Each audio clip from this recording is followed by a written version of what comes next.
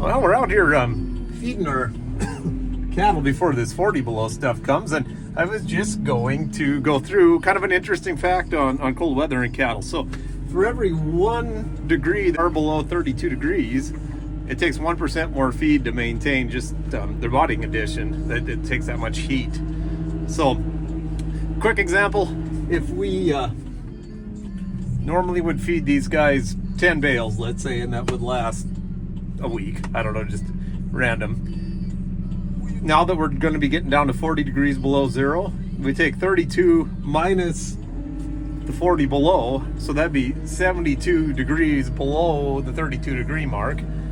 Then it takes 72% more feed to maintain these cattle the same way it would when it was 32 degrees out. So it takes a lot of feed when it's cold, and that's why it was such a blessing this year to have such warm weather for so long, basically, with the cattle end of things. And so now that we're back in the warm office, just one more kind of interesting point to make in that if you looked at that weather gauge of ours, it was like 22 below, I think, the actual temperature right now, and the wind chill is 46 below. That shows you what the value is of having windbreaks, like where we don't have trees around here.